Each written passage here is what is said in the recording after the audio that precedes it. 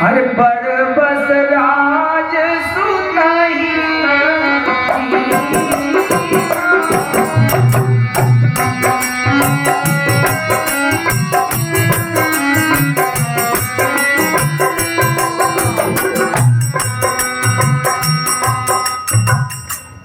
रानी साहिबा जी, हमें बड़ी प्रसन्नता है कि हमने आपको याद किया। आप हमारे पास एक चले आई। आपको जान करके बड़ी प्रसन्नता होगी, क्योंकि सहधर्मी वही होती है जो अपने स्वामी के साथ मन मिलाकर चलती है। उसके विचारधारा में, पति की विचारधारा में कोई अंतर नहीं आता है। मेरे हृदय में भावना आई है कि मैं अब अपने रानी साहिबा के साथ और वन में जाकर के भगवान की तपस्या करूं, और उसमें आपको भी साथ में करना है। मैं आपके मुखातिब से समझ गया कि आप बड़े हृदय से चाहती हैं कि हम अपने स्वामी का साथ दें। बड़ी खुशी की बात है। अच्छा मंत्री जी, हमारे राजकुमार जी को भी बुला दीजिए, जिससे बात का इंतजाम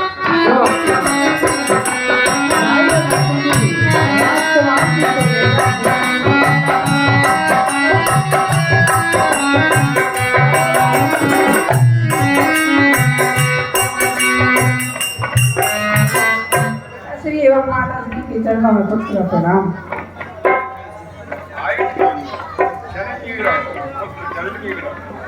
करता हूँ लीजे पिता बारंबार प्रणाम, और हाजिर हूँ बतलाइए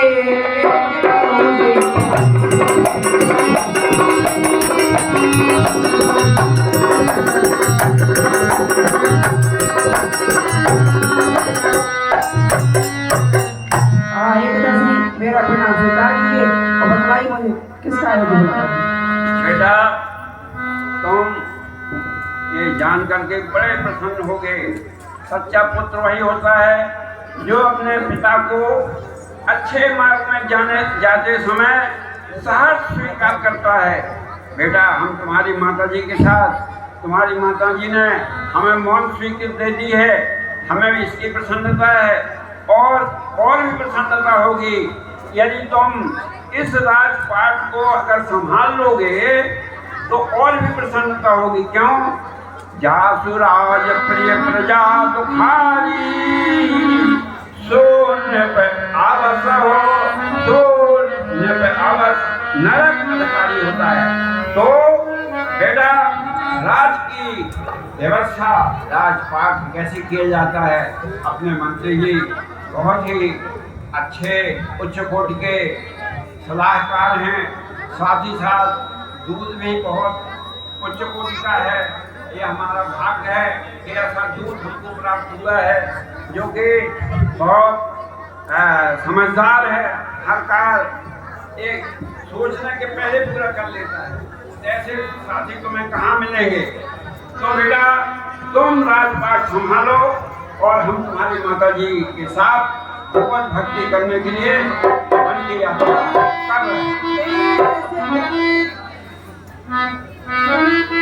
कैसे कैसे चले ये राज मुझसे पिता, कैसे कैसे चले ये राज मुझसे पिता, राज करने की मेरी उम्र नहीं। राज है कौन सी से, राज है कौन सी से, कि मैं जानू नहीं, ऐसी बातों की मुझको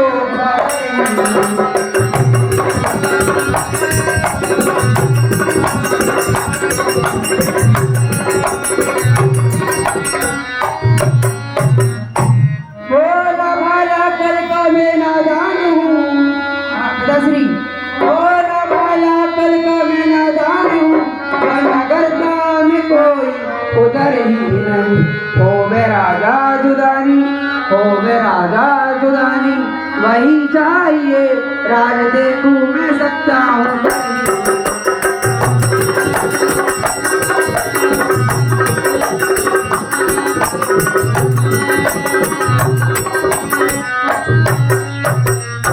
हाँ, ये पिताश्री, मैं नादान न समझ पाया, मैं इन सब बातों से अनभिज्ञ हूँ, मैं राजसिंहासन नहीं हूँ।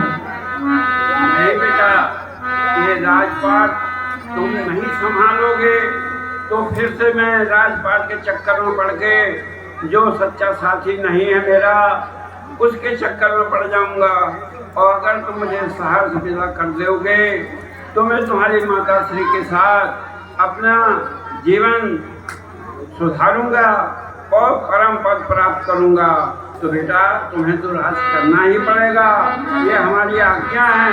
सच्चा पिता का पुत्र वही है जो अपने माता पिता की आज्ञा के अनुसार काम करता है। तो बेटा तुम्हें राज तो करना ही पड़ेगा, इसलिए हमारी आज्ञा है। देखो तुम्हारे साथ के लिए मंत्री लोग, राजपाट, खजाना सब कुछ भरपूर है, चारों चरण धर हैं।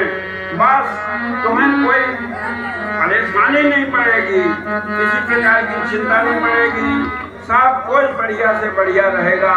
ये माता पिता का आशीर्वाद रहता है तो पुत्रों को अपने जीवन में सब तरह के सुख सुविधाएं प्राप्त होती हैं। इसलिए बेटा तो हमारी आज्ञा मानकर घर में रहो, अब विलंब का काम नहीं है, हम तुम्हारी माता श्री के साथ जा रहे हैं।